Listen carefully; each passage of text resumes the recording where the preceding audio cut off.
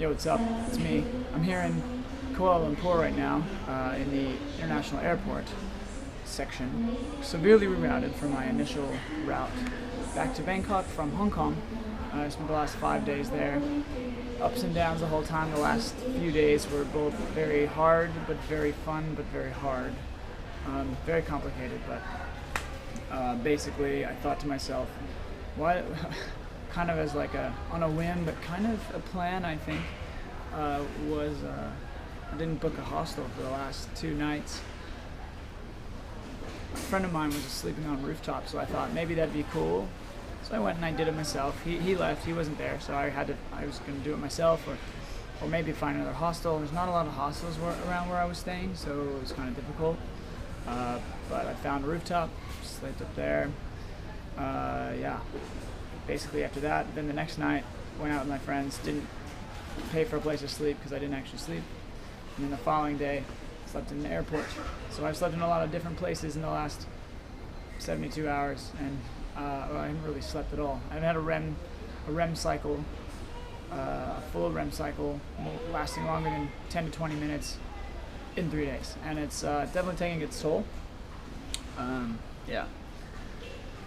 But basically, what this experience has done is kind of helped me understand what it means to be homeless, and kind of some of the stuff that they kind of go through there. Which brings me to my topic of what it means to live in physical scarcity versus living in physical abundance. Traveling through Southeast Asia, you get to do both. Sometimes you get there, you get all excited. I'm going to buy tons of stuff, yeah. And then you're in physical abundance. You're buying things, you have things around you. Physical abundance is the idea that you have the physical needs taken care of, and now you're just kind of entertaining yourself.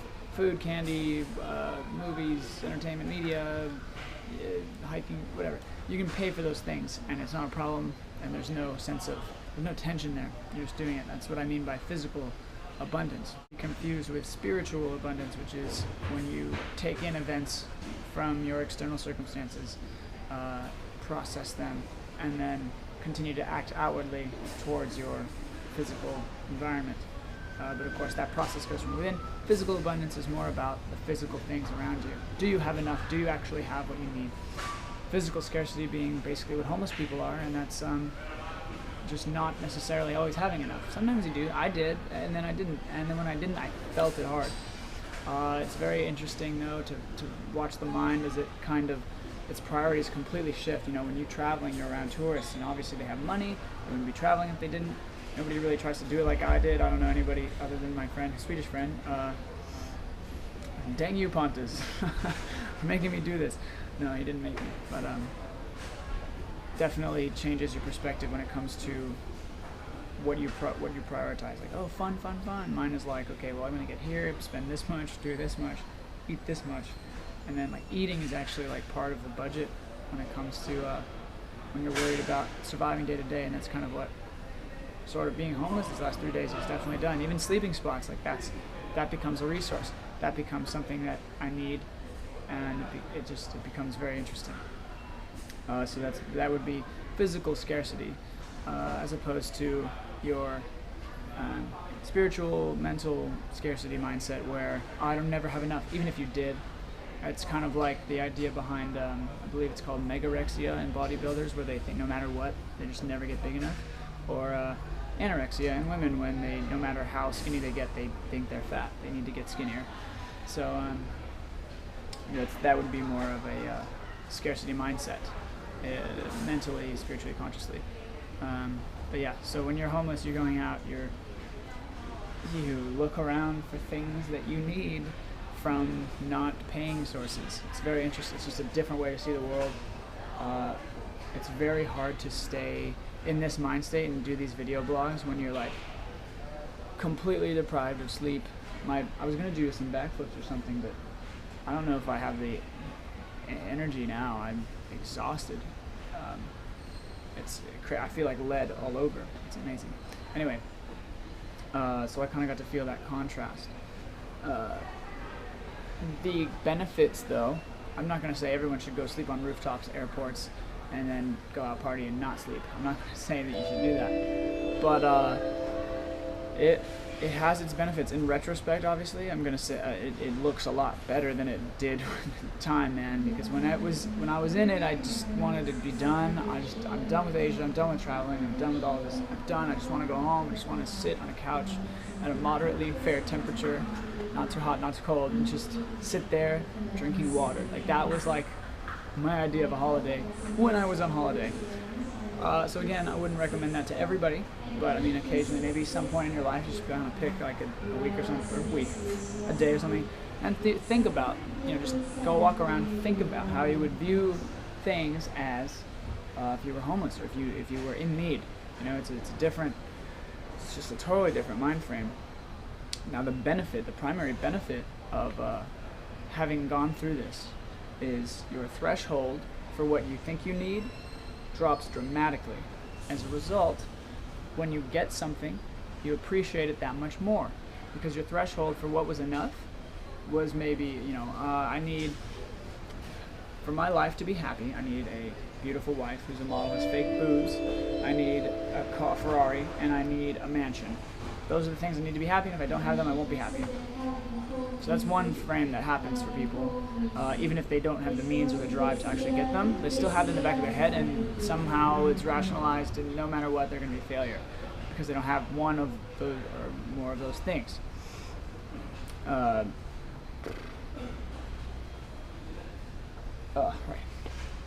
But now, if your threshold, let's say for a second, your threshold for what you think you need, it drops down to, like, what was it, the Buddha ate, he dined on a grain of rice every single day for for a while. But if let's say if your threshold was a grain of rice a single day, that was it. It'd be amazing. But then when you get 2 grains of rice, you're like, now, because your threshold for what was enough was dropped so far, now picking it up like this helps you appreciate it so much more. Airplane food. I got friends that complain about airplane food all the time. Man, you're flying through the sky, to quote Louis C.K. You are a mythical Greek god right now, and you get to eat in the sky. Birds don't even eat in the sky. I mean, I guess some of them do. They kind of like pick it up and they kind of hold it, and then they land, and then they eat. But still, you flying in the sky, you don't even need to use your hands. You can sleep. There are so many things you can do in a plane, and you're gonna complain about the food, which I've never had a problem with. They usually give me enough salt, pepper, sugar, or I deeply appreciate what I do get. The reason I bring this up is today on the plane, Malaysia Airlines, a lot better than I expected. We'll say that. Yeah, actually, I'm in the service a little hurried and stuff, but I just think that might have to do with some cultural differences and stuff. I don't know that necessarily is like the airline. That just may be like Westerners have this standard, and then maybe Malaysians have this standard of like how much time you spend talking to a person, or what genuine interaction is. Maybe that's just a different definition, but it's different wrong. Anyway. Malaysia Airlines pretty great. Woman gave me she smiled at me even if it was fake. I mean, I didn't even know. I couldn't even see if it was fake because I was just happy she was interacting with me and smiling because I had been like alone and people like, please move, don't sleep here, and they're just doing their job in the airport. So I'm like, oh, okay, I'm walking around. So she smiles at me. I am a customer now, so obviously, but she smiles at me, hands me some orange juice, and I sip the orange juice, and it's the best orange juice I've ever tasted. But now, if I grew up on an orange farm and I drank orange juice all the time, I'd have a much different opinion about orange juice. I'd be like, this isn't that great, too sugary or whatever. Or if I had I just had a bunch of oranges, it tasted the same as if, as it did, which I hadn't had like anything in hours. And I wasn't even expecting food. I was like, I'm just gonna sit in this tube and starve until I get there. There's another one about expect nothing and appreciate everything, but that comes later. And out of nowhere you get this wonderful orange juice, and it's amazing. So, physical scarcity versus physical abundance. Physical abundance, you can buy tons of stuff. So yeah, physical abundance versus physical scarcity. Physical realm versus mental and emotional scarcity and abundance. different things, looking at physical circumstances. If it's physical abundance, you buy lots of stuff. Southeast Asia is great for that.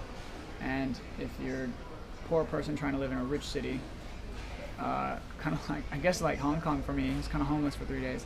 It becomes, you turn into kind of this physical scarcity mindset. But you actually manifest that because you don't actually spend the money. And yes, you're right, I could have gotten out of it. There's so many ways I could have gotten out of it. There really are. Part of it was sleep deprivation. I couldn't think very clearly. I really couldn't, especially after sleeping on the rooftop.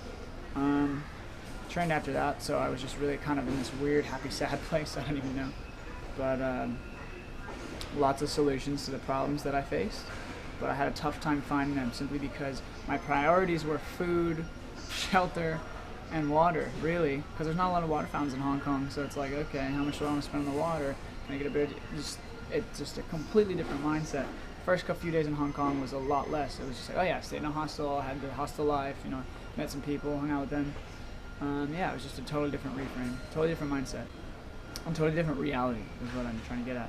Anyway, so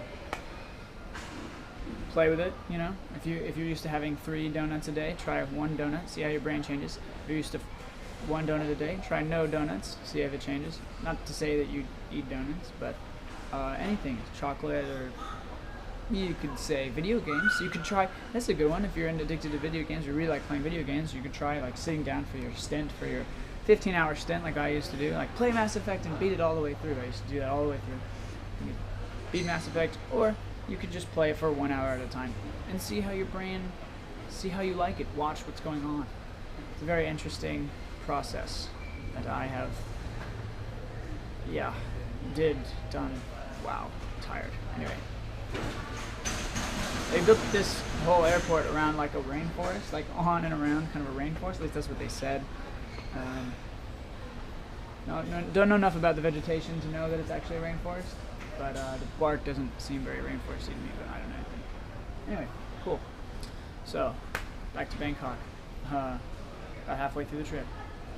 And with that said, see you guys next time.